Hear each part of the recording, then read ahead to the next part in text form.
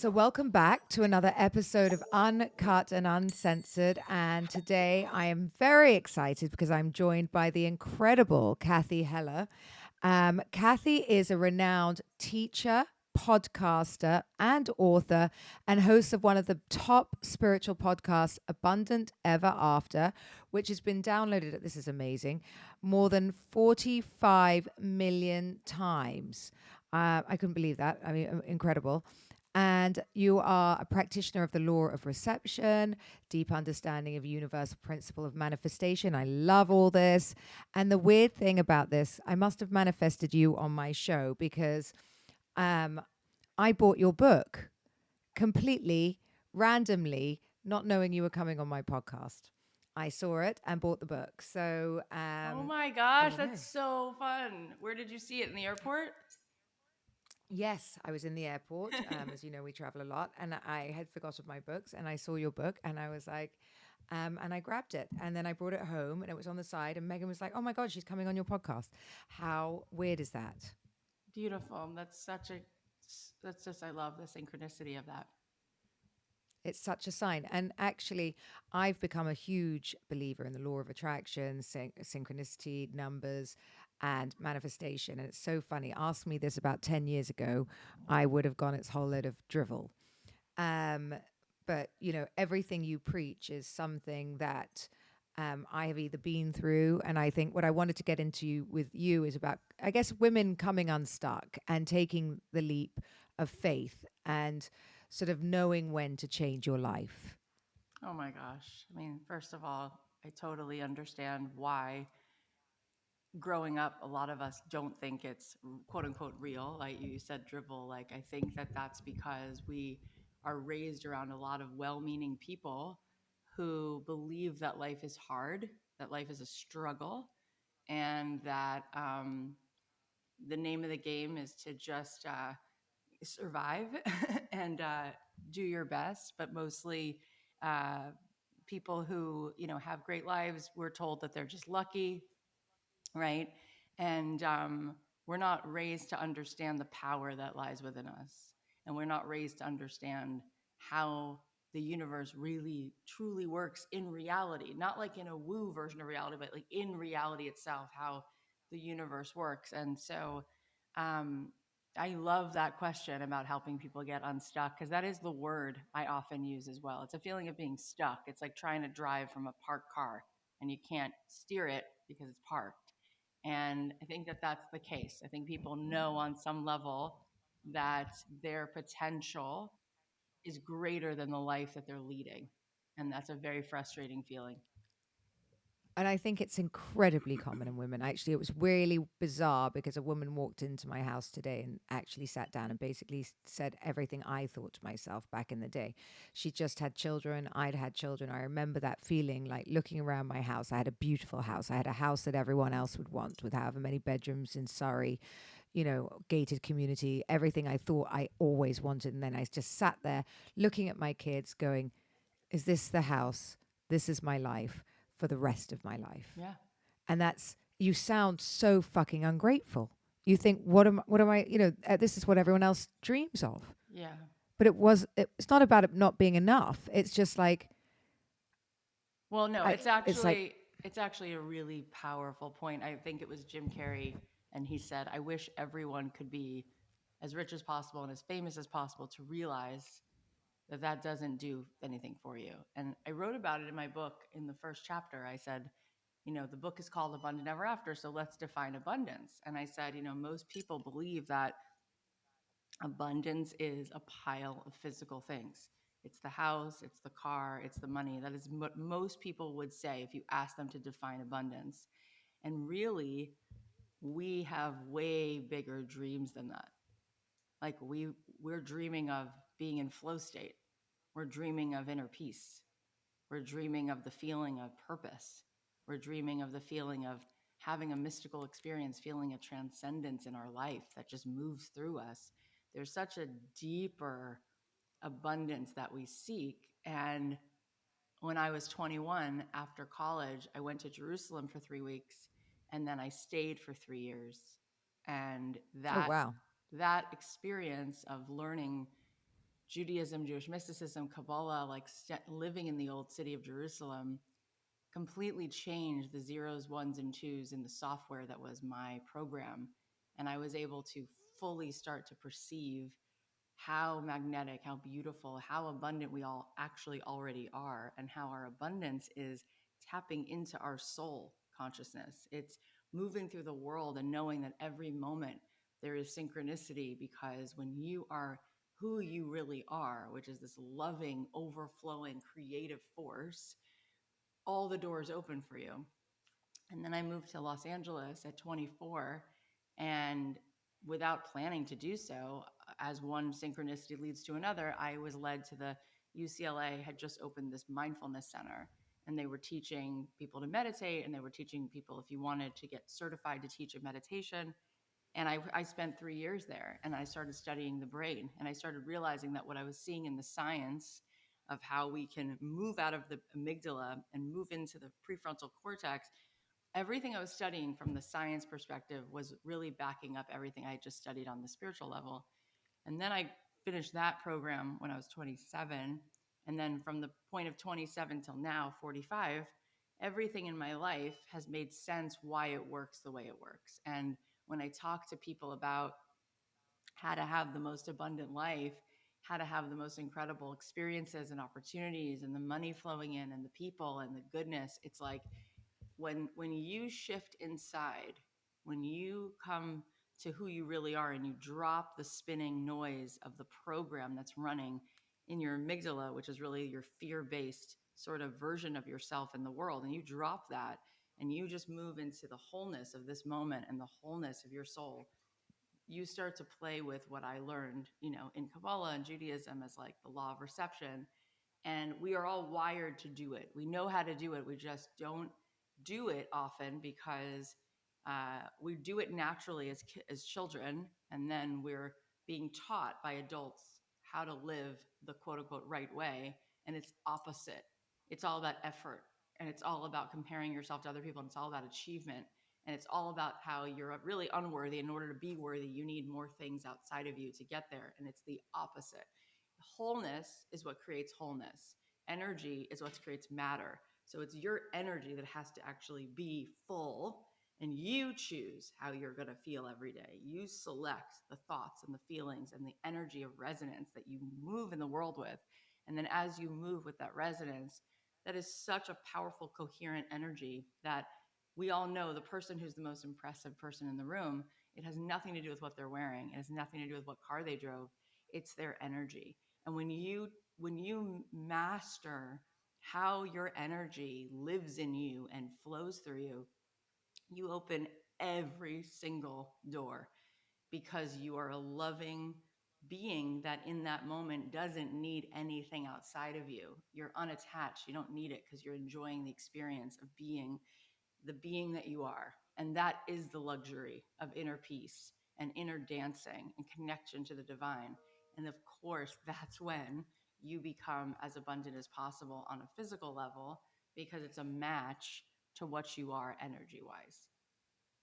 That's exactly how I feel where I am now. It's very strange because I did a tour and I was on stage in Australia, and they asked me, how it was called Mega Success. How do you measure success? And I said, however many years ago, I would have said what was in my bank account. And now, I've lived through divorce, I've lived through being sued, I've lived through, marrying a 24-year-old, all of these things that scared the hell out of me doing. Now I realize that I'm the most successful woman I know by far, because I sleep peacefully, and I wake up happy. I don't wish for more. I don't worry in the same way. Like, I don't have anxiety when I wake up, and I've woken up with anxiety for years of my life. And I try to explain to people, you're absolutely right. Once you live in that sort of state of, you're happy. I'm not, everyone's like, when I married a 24-year-old, what if he runs off with someone else? Well, okay, so he does. Nothing's frightening. Nothing's frightening to me because I've kind of done it all before. Like, it's okay. Everything will be okay because that's the natural progression of life, the way things are. If it's meant to be, it'll be. If it doesn't, you can't hold on to things. You can't, you know, force Yeah, I think things. the word for that in the mindfulness world, which is such a great word, is equanimity.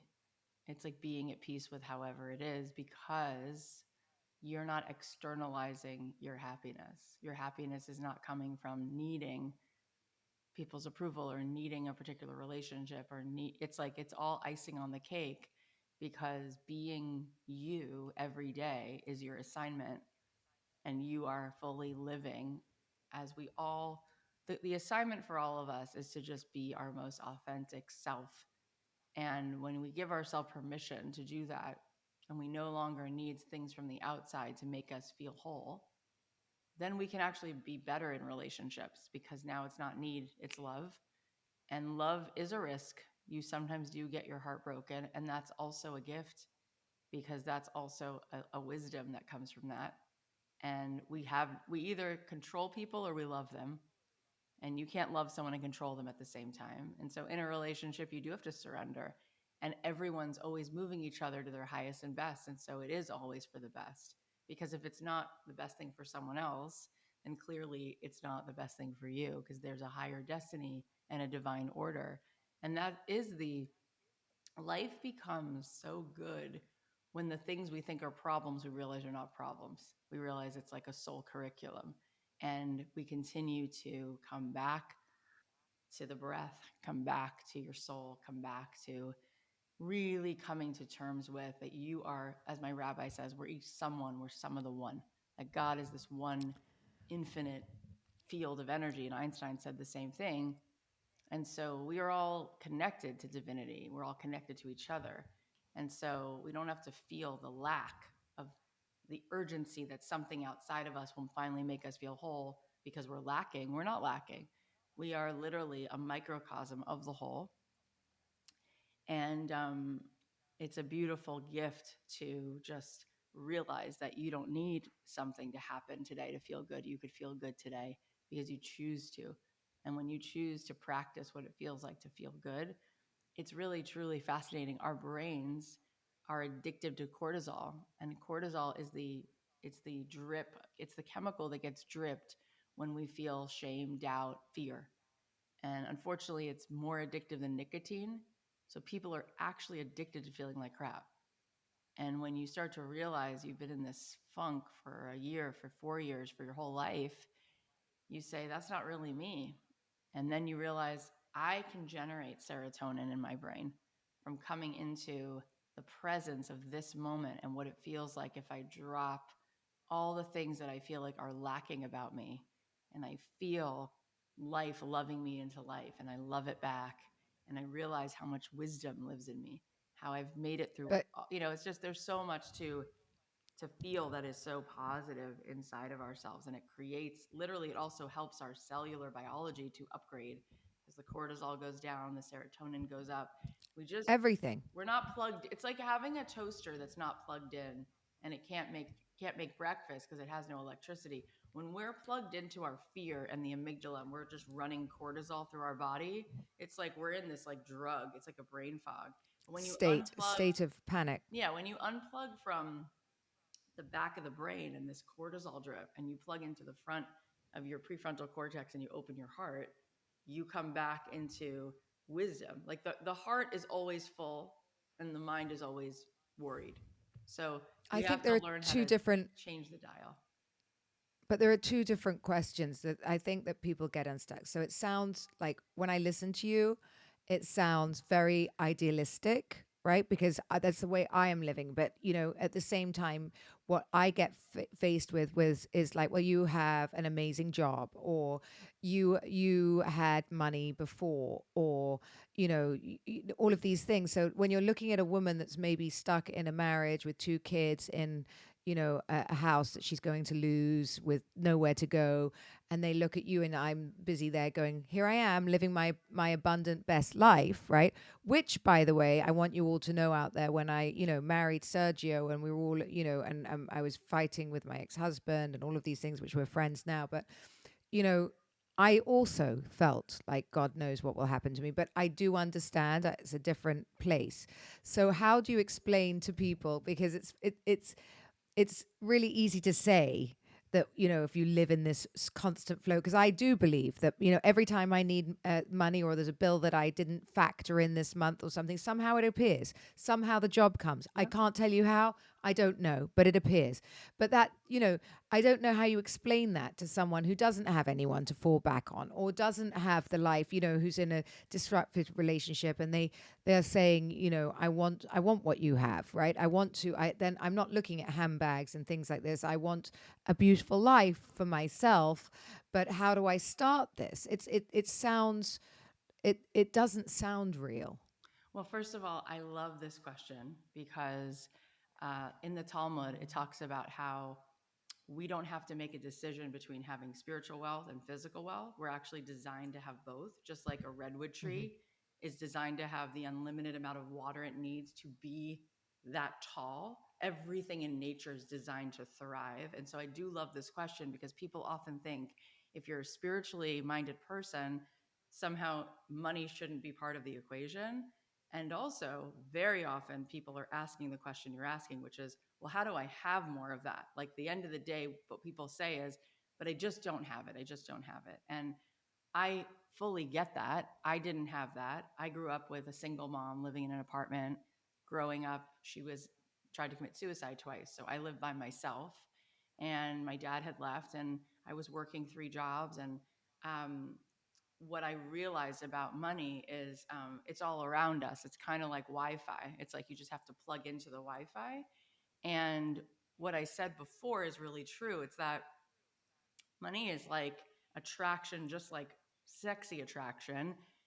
It's like where there is energy, it flows to it. And so, one thing that is really powerful is to understand, and this is very triggering for people, but I like it. I like to kind of like dig it up. The reason why most people don't have money is they have a really bad relationship with money. It's like someone saying, I want to get thin, and they have a really unhealthy relationship with food. They either starve themselves, or they overeat, or they emotionally eat. There's so many horrible ways in which people think about money. And not only did they get that maybe from their parents, let's say, the model that money is hard earned, and the more money I have, the more I have to lose my integrity, or money makes you greedy. But really, um, there is this. Or sorry, the belief that we should save all our money for the rest of our lives until you're old. Well, all And of this I'm is like like, scarcity consciousness, right? Right. scarcity, Yeah. yes. Because the thing is It's not this, coming again. the more abundance you have, the more abundance you create for other people. For instance, if I redo my house and put money into it, I just immediately made my neighbor's house go up in value by making my house nicer. If I have a business and I open a business on Main Street, I literally just created abundance so somebody else could then open a store on Main Street, and we would both do better for both having shops next to each other. If I open a business, I can then buy things in the market. I can hire people. If I have money coming into my business, where is it going right now? Well, it's in the bank. What is it doing in the bank?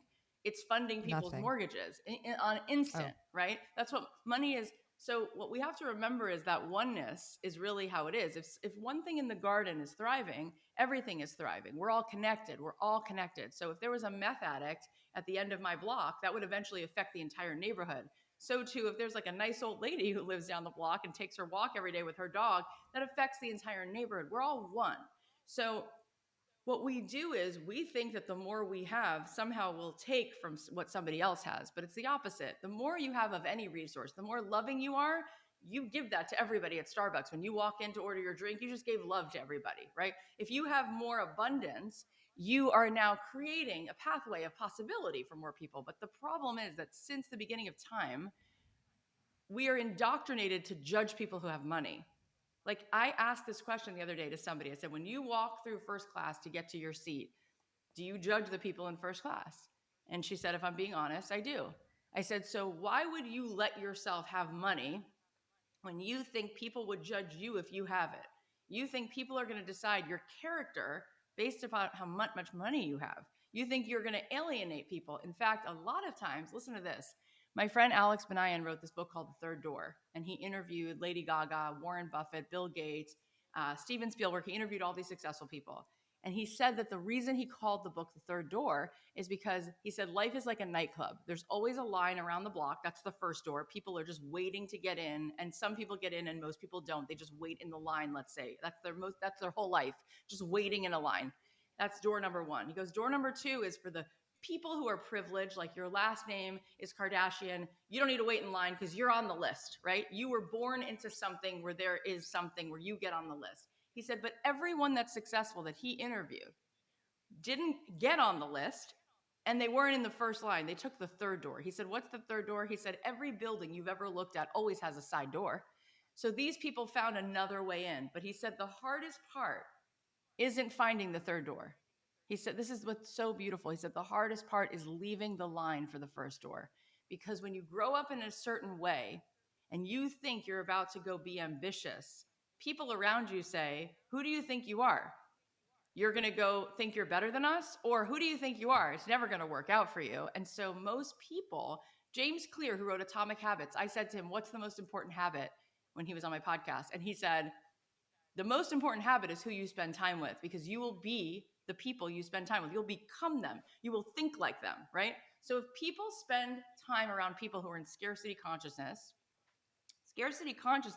makes you judge other people because you believe there's only a tiny amount, and that which is someone who has more must be unworthy of it, and in some way must be doing something wrong.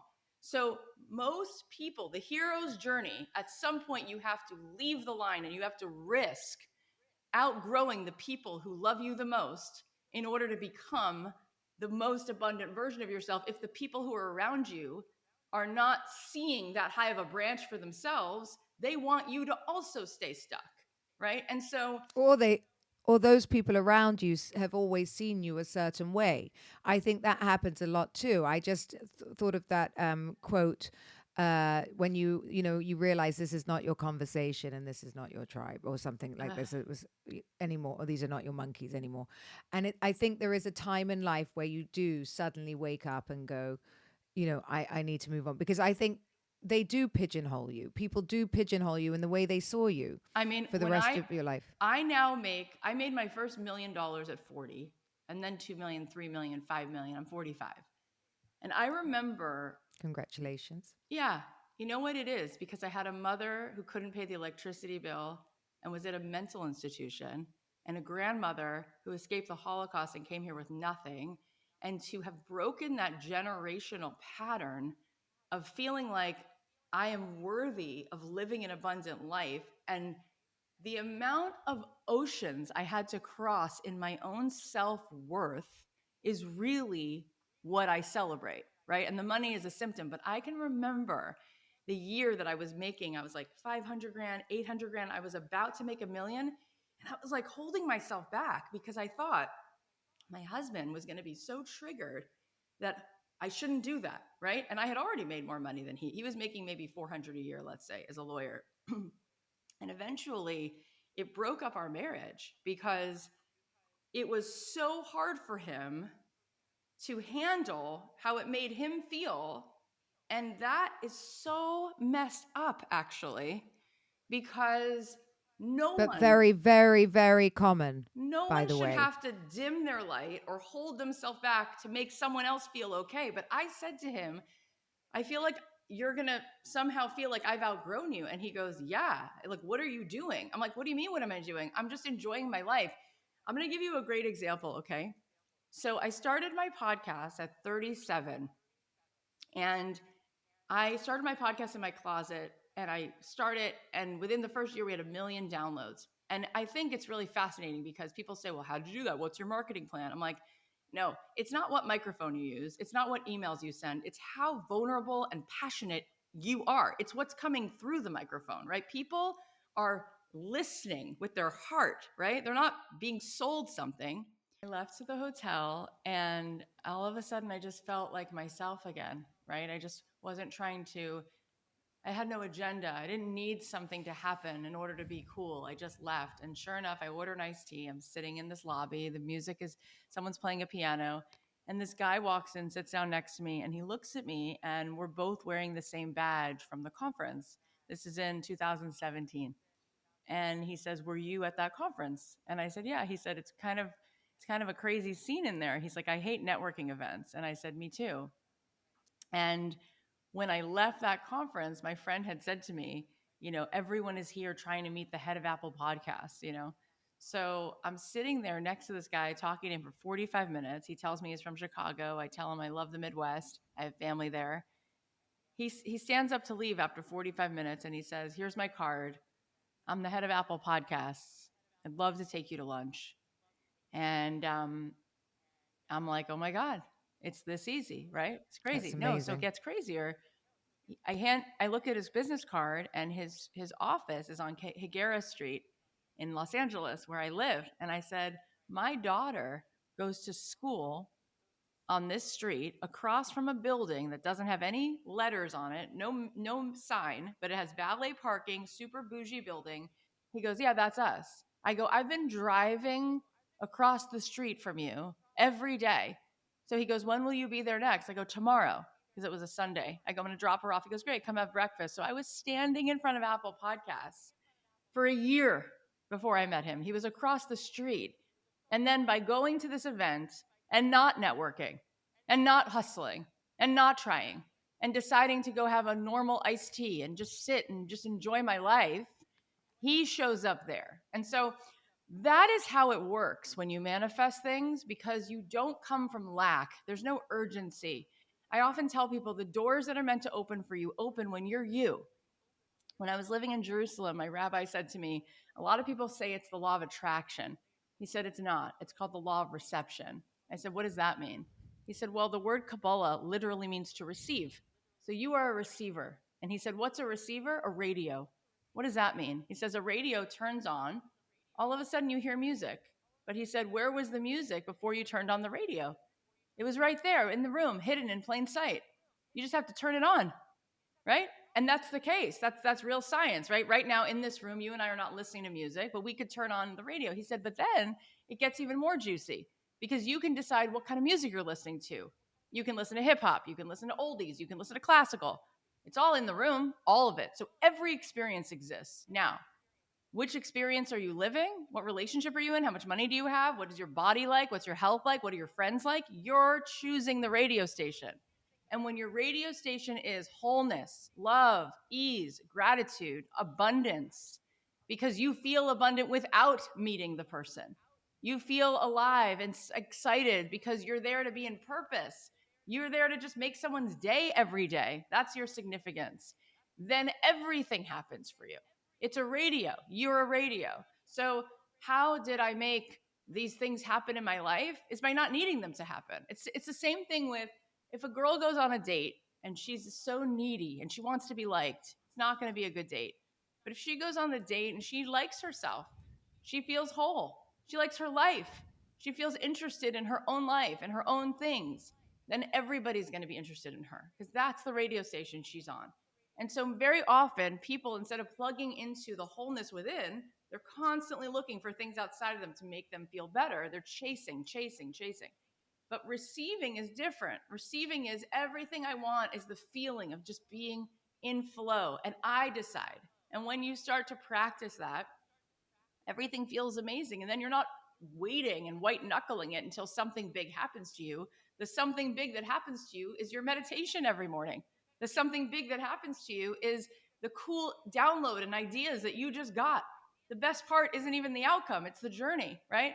And so, of course, then my show grew. Then we grew to 50. Now we're at 55 million downloads, right? But again, when we hit the bestseller list for my book a month ago, the thing I had said to my team in July when we started to do the pre-sale work for the book, I said, "I'm allergic to the bestseller list. If it happens, it happens. That's not why I wrote this book. I feel that the last time I sat with the last page and finished that book, I had tears running down my face because the outcome was just doing it. Just writing the book was on my soul journey. So I've already gotten the outcome. I wrote it. It took all of this energy and time and intention, and it's complete. And then if somebody reads it and they love it, great, that's icing on the cake. And so then, of course, it hit the bestseller list. With my first book, 2019, we really tried to hit the bestseller list. We actually sold more copies of that book and we didn't hit the bestseller list because I needed it so badly. That's not a good vibe, right? And it wasn't as good of a book, right? But we did all the marketing and we sold more. This time, it was really a good book. And the reason it wound up in the airports is because people really asked for it. And I wasn't asking for them to ask for it. It was literally just baked into the book, is how I experienced even writing the book. I didn't need anything. The book itself was the goal. Being who I am is the goal. Waking up every day and feeling authentic and alive and expressed is the goal. So when you don't need the money, that's when it comes. When you don't need the love, that's when the person comes closer to you. When you don't need anything, you're just constantly being given the opportunity, because you are the opportunity that everybody wants to be around. So we have to take back our power. We have to come correct with ourselves. We have to feel what we really are after, which is the feeling of just being totally in flow and fullness. And that's how you manifest all the things. So that was my story about the podcast. I just think it's a good example. It's a great example, and I'm so with you because, I think in certain stages of life, sometimes I feel like I'm so in the flow, and everything you're describing is exactly how I feel. Like I feel like you can enter a room and somehow people gravitate towards you. It doesn't matter, like I mean, where I live, I'm verging on the old side over here, and like, all of these things, but people are beginning to like really take notice of us and want to be around us. And like, I feel like I've got this light, not just because I'm on TV, but then there are other times where you do sort of go back into this thing where I think social media and people seeing other people's successes, and then maybe it dims your light again, and maybe you feel like, you're not doing as good as you thought or whatever, or you need more, or you want to do more. So I think it's learning to be able to harness those thoughts, which, with so much coming at you from the outside world, is really hard. And also, like, I mean, I have a younger husband.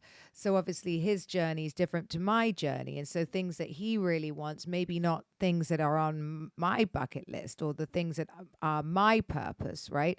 And I think it's really important, to say that he needs to look.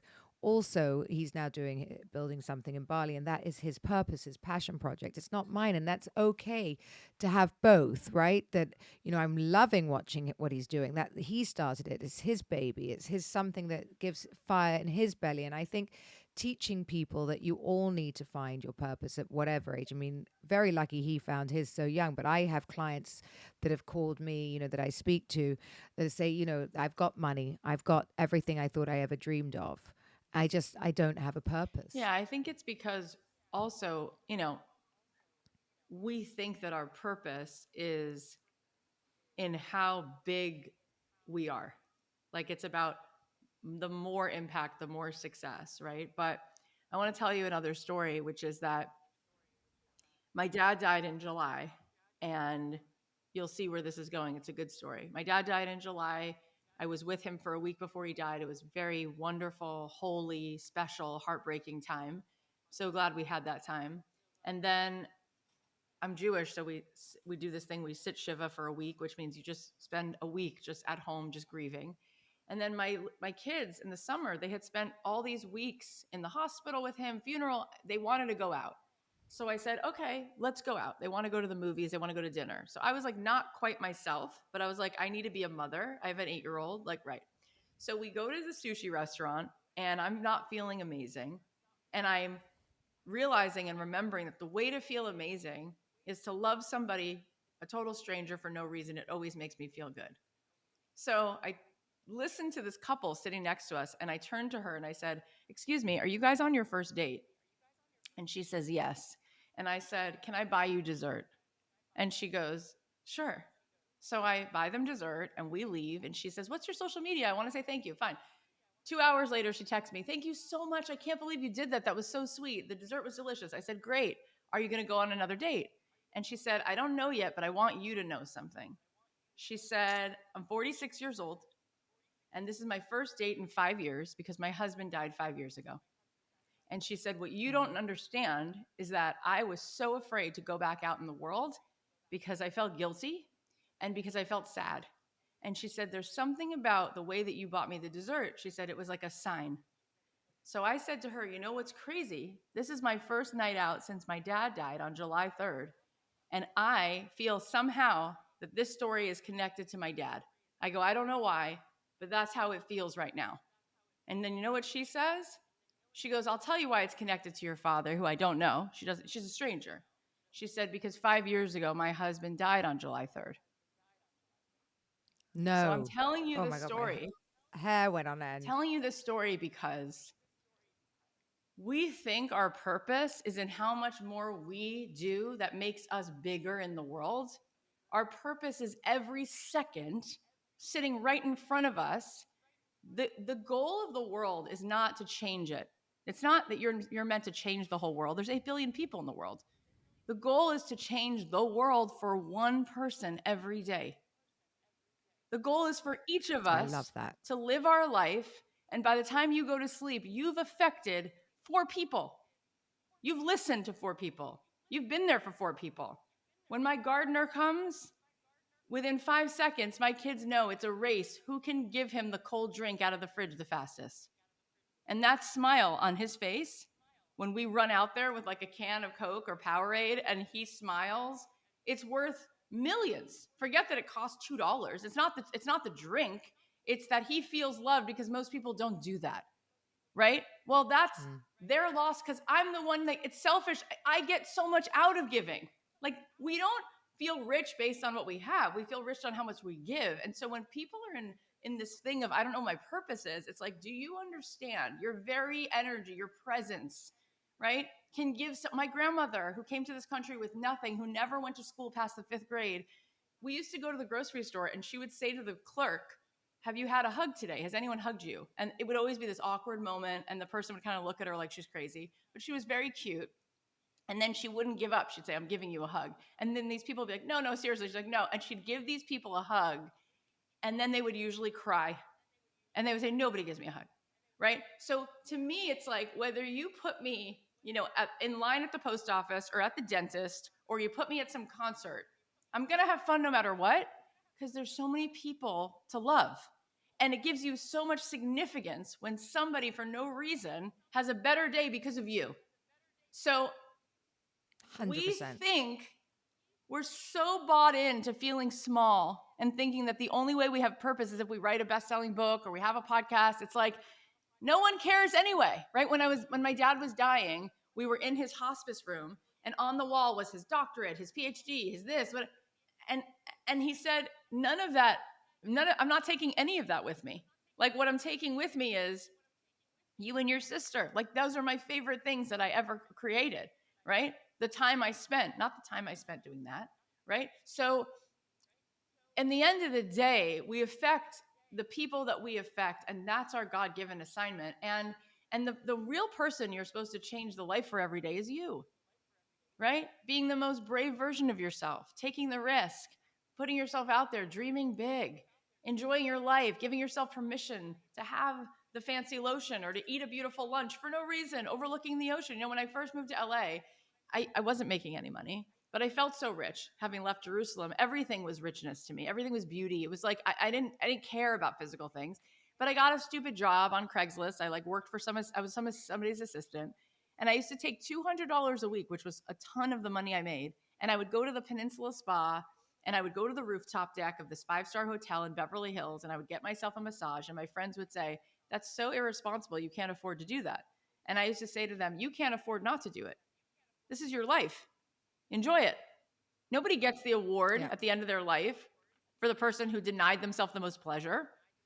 And then, funny enough, sitting there at that spa, I met this person, and she's like, I work in commercial real estate. You have great personality. You should come work for me. It's like, then I start working. I start making all this money. And it's all around us all the time, every second, but we deny ourselves because we have this limited perspective of who we are, what we deserve, what we need in order for ourselves to finally be in purpose.